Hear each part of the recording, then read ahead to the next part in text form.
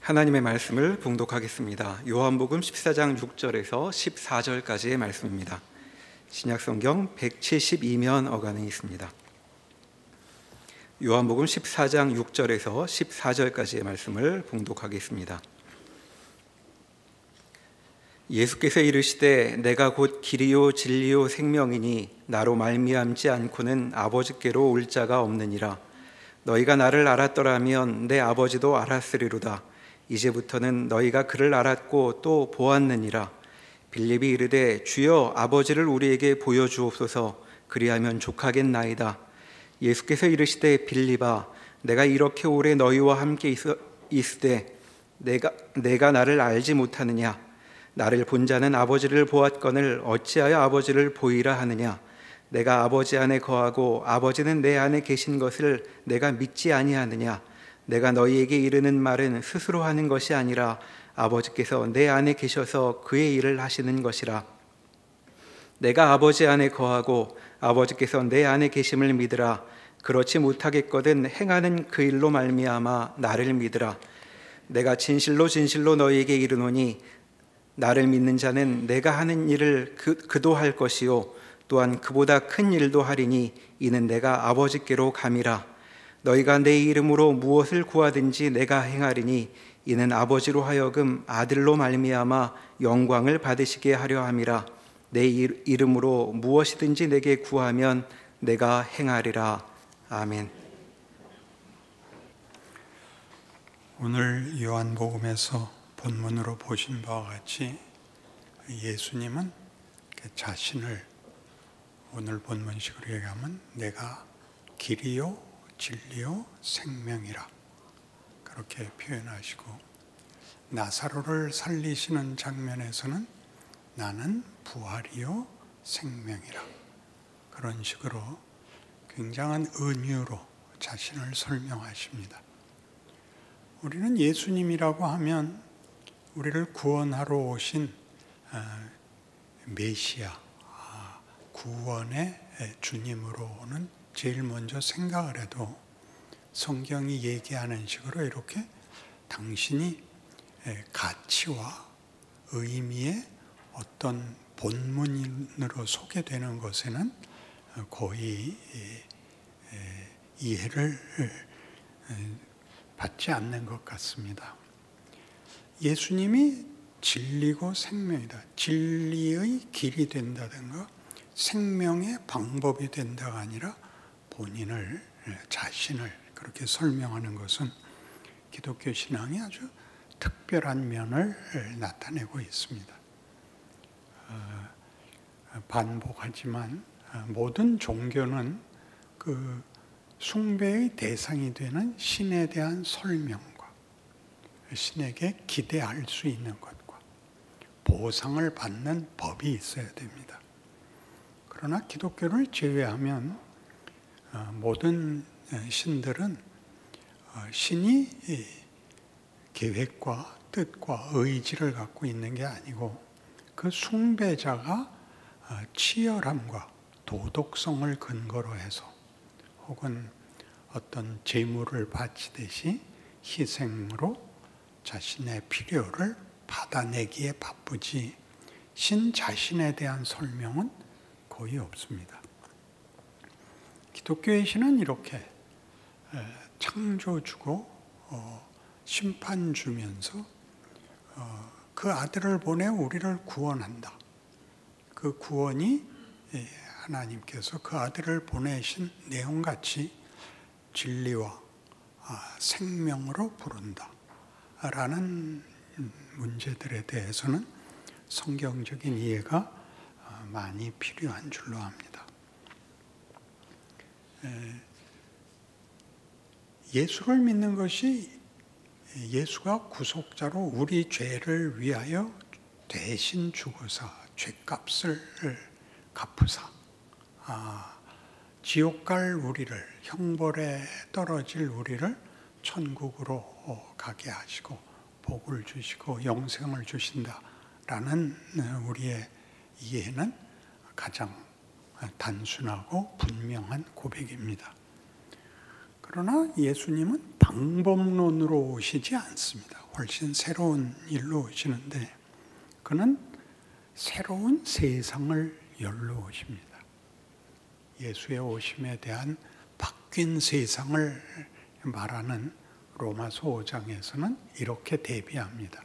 아담으로 인하여 죄와 사망이 왕노릇하던 세상을 예수로 말미암아 은혜와 생명의 세상으로 바꿨다. 그러니까 세계관이 바뀌는 겁니다. 세계관이라 그러면 대부분 좀 낯설어 하는데 우리가 어떤 질서에 붙잡혀 있는가 하는 것입니다.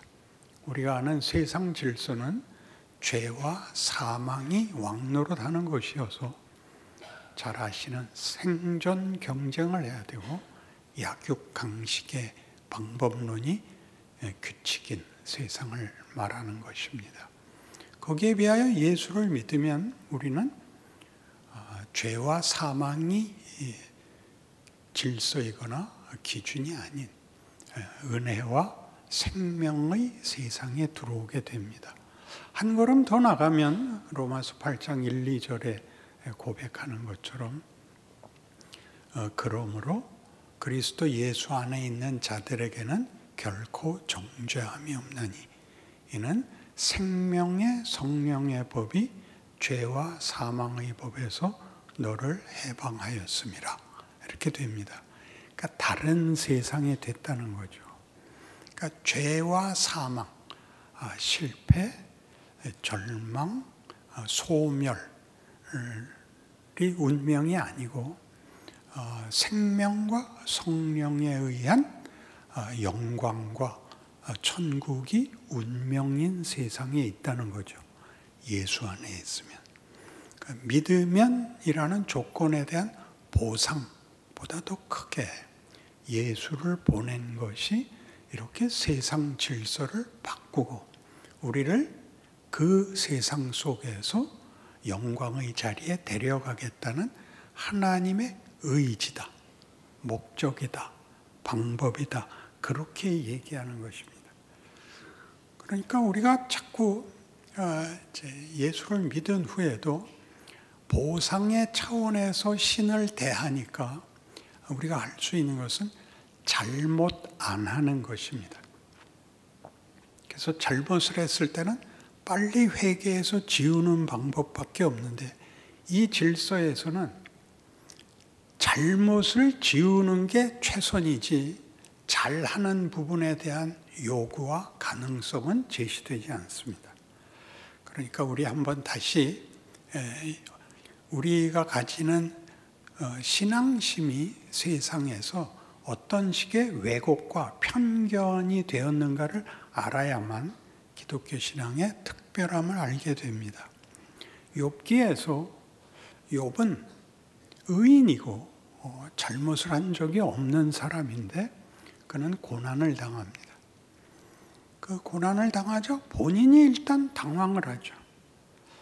왜 하나님은 나에게 고난을 요구하시는가? 내가 뭘 잘못했는가? 그래서 하나님을 원망할 수 없으니까 그가 자기 자신이 태어난 걸 원망합니다. 그죠? 내가 태어난 날이 달력에 없었더라면 우리 엄마는 왜 나를 낳았을까? 내 생일이 지워졌으면 이라는 식으로 원망을 하는데 마침 울고 싶은 아이 때려주듯이 친구 셋이 와서 빨리 회개하라 이렇게 됐죠. 그 뭘 회개하란 말인가? 네가 잘못했지 않는가? 뭘 내가 잘못했는가? 아니 그렇다면 네가 잘못하지 않았는데 벌이 내릴 수 있단 말이냐? 나도 그 점이 이상하다. 나는 잘못한 것이 없는데 왜 하나님이 나를 고통 속으로 몰아내시는지 나도 궁금하다. 네가 말을 그따위로 하는 것만 봐도 네가 잘못한 거다. 그럼 네가 잘못하면 잘못했지 하나님이 잘못했겠냐? 이런 싸움 속에 드디어 이제 욥은 막판에 하나님 우리 계급장 떼고 한번 만납시다 까지 가게 되는 것입니다. 그러자 하나님이 이렇게 묻는 것이죠. 너는 무슨 근거로 무슨 배짱으로 네가 잘못했을 게 아니라 내가 잘못했을 것이라고 주장할 수 있느냐? 뭐가 그 근거냐?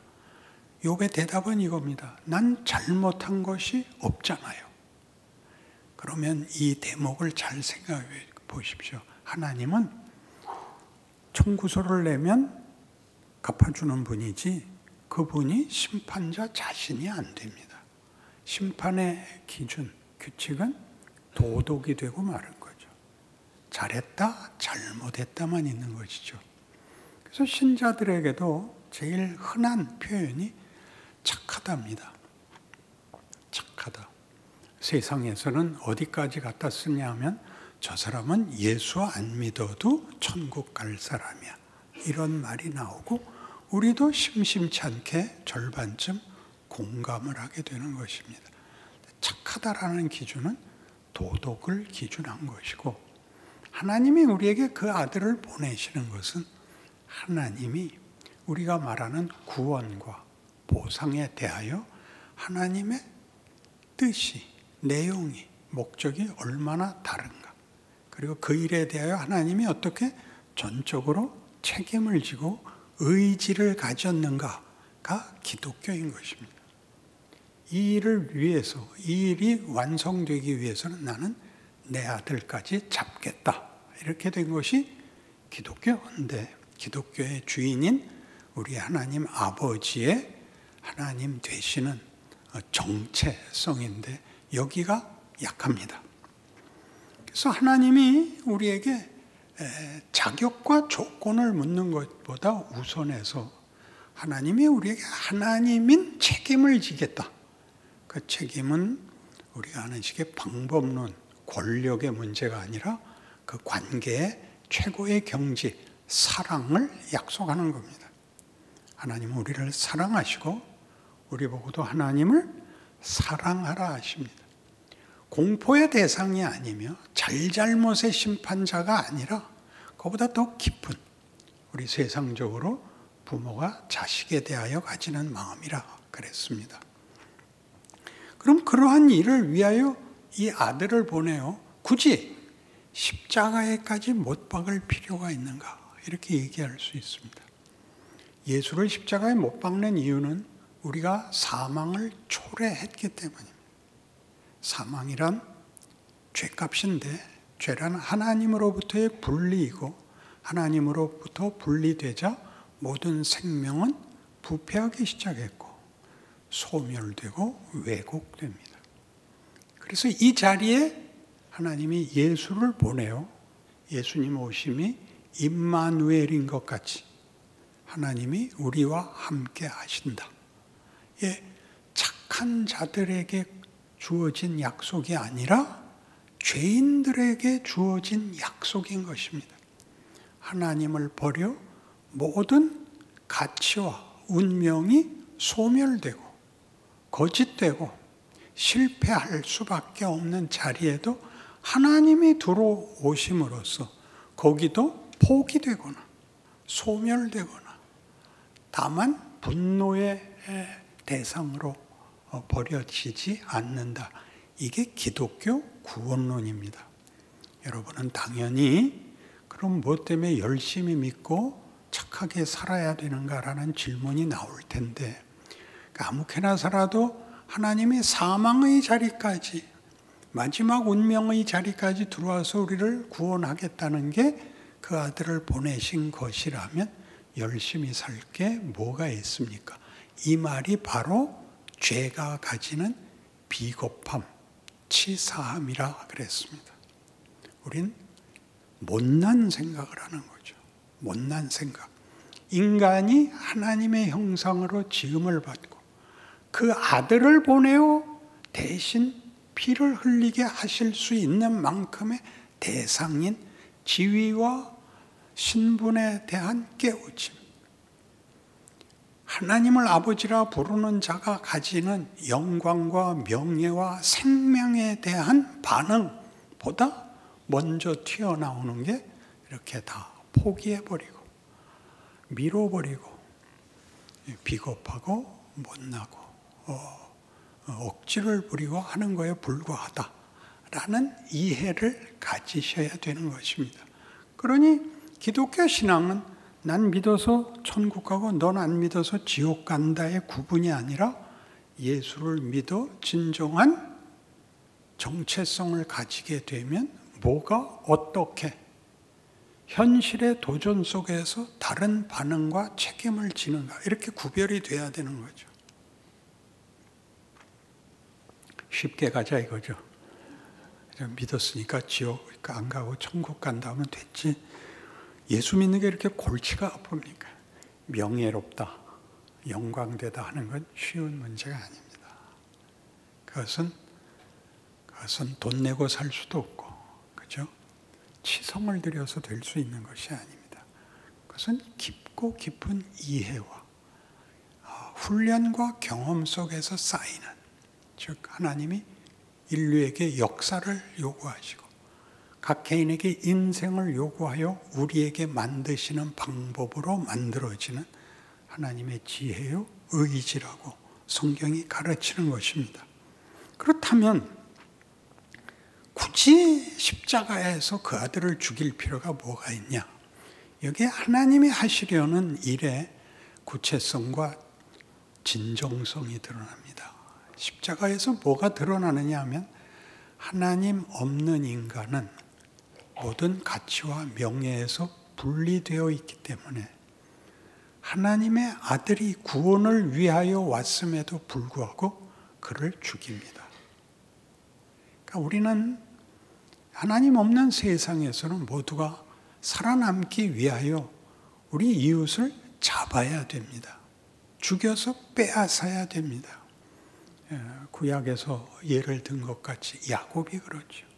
야복나루에서 홀로 남아 어쩔 줄 모르고 있는데 하나님의 사자가 나타나 씨름하고, 야곱은 고집을 꺾지 않습니다. 고집을 꺾지 않는다는 건 그는 모든 일에 빼앗아야 되는 자입니다.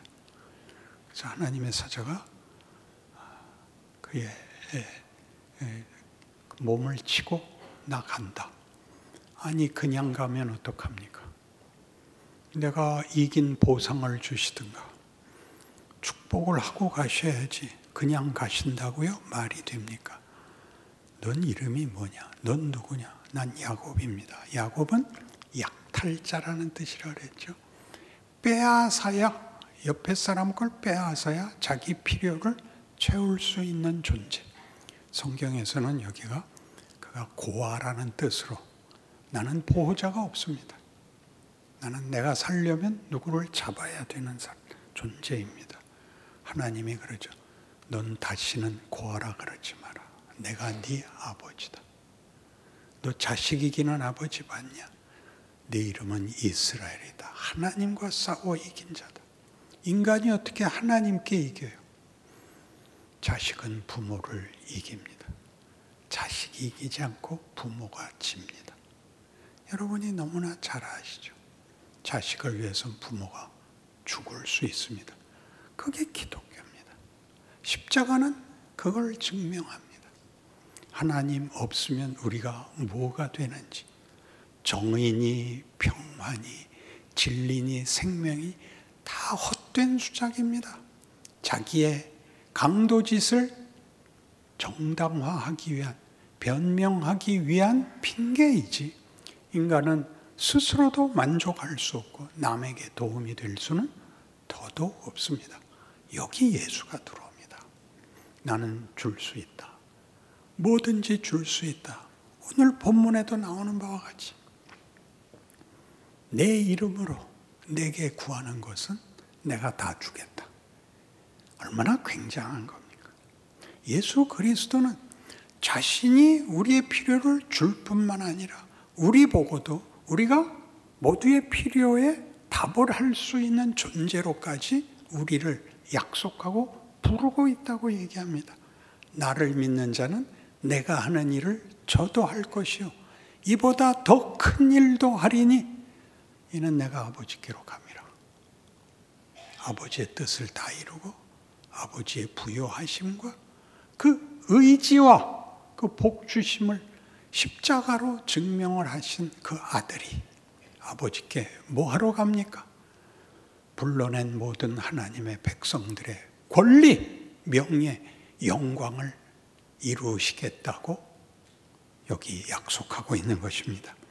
그래서 우리는 이 하나님이 우리와 함께 하사 그 아들을 보내어 그 약속을 주신 이 모든 일들이 죄와 사망, 거짓과 수치와 비겁함, 변명에서 벗어나 여기가 다가 아니라 잘못을 저지르지 않는 정도가 아니라 더 명예와 영광으로 가는 길로 불러냈다는 사실에 이제 집중해야 하는 것입니다.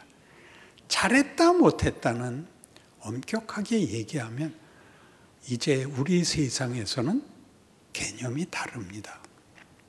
여러분이 전쟁을 하시면 지면 죽는 겁니다. 그러나 경기를 하시면 금을 밟았다든가 공을 못 받아내면 아웃 혹은 실점이 됩니다. 그래서 큽니다. 율법은 경기장이다 그랬죠. 예수가 오셔서 그 경기장에서 경기를 하십니다. 그 경기는 한 인간이 만들어내는 아름다움과 위대함의 한 보이는 모습입니다. 그 정성, 그 치열함, 그 누적된 기술과 체력과 정신력과 인간만이 가질 수 있는 아름다움의 예술성 같은 게 드러나는 것을 게임이라고 합니다. 다만 승부에 집착해서는 안 되는 것입니다. 우리는 그 사람이 지나갈 때 환호를 하는 이유가 그 사람이 기계가 아니며 그 사람이 다만 복권이 아니며 그 사람이 한 인격이고 인간이라는 사실에 환호를 하는 것입니다. 그걸 보이시죠? 무슨 싸움을 하시죠? 예수님이 오셔서 비겁함과 거짓됨과 핑계와 외면, 자책, 분노, 폭발을 뭘로 갚으십니까? 용서, 회복, 기다려주심, 편들어 주심으로 어디로 데려갑니까? 우리를 사랑으로 데려갑니다. 하나님이 온전히 자신을 우리에게 주는 것으로 인하여 우리가 가졌던 모든 한계에도 불구하고 또는 우리가 기대했던 모든 상상을 넘어선 하나님의 하나님 되심이 우리라는 존재에 어떻게 들어오시는가? 예수에게서 본 것이 어떻게 우리의 인간이라는 존재의 정체성이 되는가? 본질이 되는가? 지위가 되는가? 신분이 되는가에 대하여 놀라게 되는 것입니다. 잘하고 싶습니다. 잘 되는 데는 시간이 필요합니다. 실력이 늘어야 되는데 실력은 기술만의 문제가 아니라고는 반복해서 말씀드려야겠죠.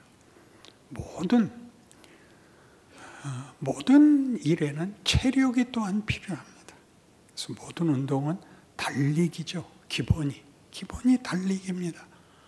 그것이 공을 갖고 하는 것이든 주먹을 갖고 하는 것이든 다 체력이 있어야 되고 기술을 연마해야 되고 그리고 정신력의 최고의 정점에서는 인격, 인간이란 상대를 꺾고 이기는 것이 영광이 아니라 어떻게 인간 노릇을 하느냐, 함께 기뻐할 수 있느냐, 어떻게 상대를 위하여 내가 나를 낮추고 그를 섬길 수 있느냐, 이게 관건입니다. 예수님 친히 그러시죠. 마지막 만찬 석상에서 제자들이 와서 하나는 하나님 나라에서 주의 우편에, 하나는 좌편에 앉혀주십시오. 너희는 내가 왜 왔는지 개뿔도 모르는구나. 제 성경에 그렇게 써 있습니다. 나는 섬김을 받으러 오지 않았다. 나는 섬기러 왔다. 우리는 헌신을 하거나 겸손을 떨자는 종교를 갖고 있는 것이 아니라 상대방의 영광을 뺏어야 나의 영광이 되고 상대방을 짓밟아야 내가 강자가 되는 그런 세상에서 구원을 받았다. 죄와 사망의 자리에서 구원을 받았다. 명예와 영광의 신분과 운명과 내용과 기회를 가졌다. 이렇게 부름을 받은 것을 깨닫게 되는 것입니다. 그래서 로마서 8장 31절에서 마지막에 이르는 이 대목을 좀 같이 볼 필요가 있습니다. 로마서 8장 31절부터 제가 읽겠습니다. 그런즉 이 일에 대하여 우리가 무슨 말하리요? 만일 하나님이 우리를 위하시면 누가 우리를 대적하리요? 자기 아들을 아끼지 아니하시고 우리 모든 사람을 위하여 내주시니가 어찌 그 아들과 함께 모든 것을 우리에게 주시지 아니하겠느냐? 누가 능히 하나님께서 택하신 자들을 고발하리요? 의롭다 하시니는 하나님이시니 누가 정죄하리요? 죽으실 뿐 아니라 다시 살아나시니는 그리스도 예수시니 그는 하나님 우편에 계신 자요 우리를 위하여 간구하시는 자시니라. 여기 다 나오죠. 운명을 무엇으로도 우리를 바꿀 수가 없습니다. 하나님이 우리 편을 들기 때문이며 그 아들을 십자가에 매다셨기 때문입니다. 그래서 누가 우리를 그리스도의 사랑에서 끊으리요? 환난이나 곤고나 박해나 기근이나 적신이나 38절로 가죠. 내가 확신하노니 거기 나옵니다. 사망이나 생명이나 천사들이나 권세자들이나 현재일이나 장래일이나 능력이나 높음이나 깊음이나 다른 어떤 피조물이라도 여러분이 겪은 어떤 절망, 어떤 자책, 어떤 경우라 할지라도 하나님의 사랑에서 도망갈 수 있는 데는 없고 하나님이 외면하시는 자리는 없습니다. 너무 부끄러우십니까? 멋있어지십시오. 자책하지 마시고 회개하지 마시고 달라지십시오. 회개하러 나오면 죽여버리겠어요. 자책으로는 씻어버리는 것은 본전으로 가자는 얘기고 그 모든 것으로 잘나르니까요. 해보니까 비겁한 것, 부끄러운 것을 알아야 됩니다. 수치를 알아야 됩니다. 그래야 우리는 비로소 영광의 자리에 갈 것이며 그것은 우리에게 당연하게 주어진 권리며 책임이며 하나도 운명인 것입니다. 기도하십시다. 하나님 아버지, 우리의 운명을 기억해 하사 우리의 인생을 복되게 하옵소서. 우리에게 일어나는 모든 일로 하나님, 우리는 주를 닮게 하옵소서. 인간의 복된 것을 하나님이 약속하신 그 인간의 복된 것, 하나님의 형상, 하나님의 영광으로 채우는 우리의 인생이 되게 하사 더 많은 기회에 우리는 생명이 되고 진리가 되고 부활이 되고 기적이 되게 하옵소서. 예수님 이름으로 기도합니다. 아멘.